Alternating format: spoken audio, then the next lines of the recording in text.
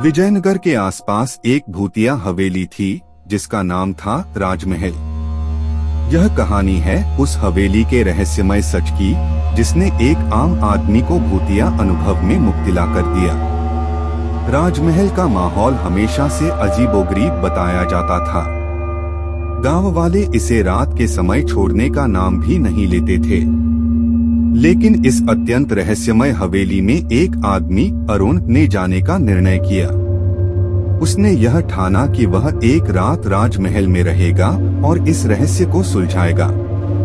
रात के समय अरुण ने अपना बसेरा बनाने के लिए एक कोने में कमरा तैयार किया। सभी गांव वाले उसे यही कह रहे थे कि वे उसे राजमहल में रहने से रोके, लेकिन अरुण ने उनकी बातों को नजरअंदाज किया। रात अद्भुत और सुनसान थी। सिर्फ चंदनी की किरणें राजमहल को अलग अलग रूपों में आच्छादित कर रही थीं। अरुण ने अपनी ताकत को इस राजमहल के सभी कोनों और कोनों में दिखाने का निर्णय किया। पहली रात सब कुछ शांत था, लेकिन अरुण को अजीब ख्यालात आ रहे थे। वह नींद से उठा और सुनी गई कुछ अजीब सीढ़ियों की गर्मी महसूस कर रहा था। धीरे धीरे वह सीढ़ियों की ओर बढ़ा और एक अजीब सा काला पर्दा देखा गया। पर्दे को हटाते ही वह हैरान हो गया, क्योंकि वह एक पुराने समय की छाया में खड़ा हो गया था। छाया ने आराम से मुंह खोला और कहा, तुम्हें यहाँ कैसे पहुँचने का हक हुआ? अरुण ने कहा, मैं यहाँ रात बिताने के लिए आया हूँ और इस हवेली के रहस्य को सुलझाने का निर्णय किया है। छाया हंसते हुए बोली, तुम बहुत बहादुर हो अरुण।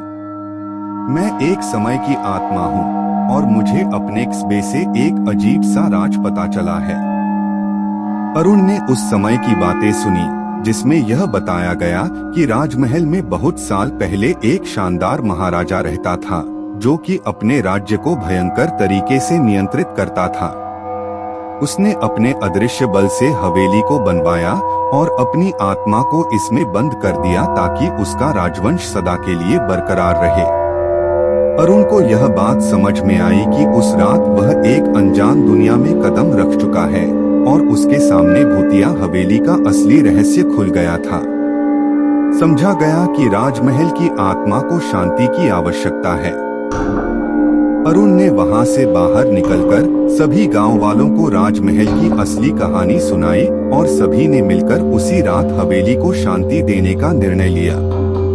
राजमहल की आत्मा ने धन्यवाद कहा और वहां से विदा लेकर चली गई। अरुण ने गांव वालों के लिए एक नया दिन लाया, जिसमें भूतिया हवेली का रहस्य सुलझाया गया और उसे एक सामान्य और शांतिपूर्ण स्थान बना दिया गया।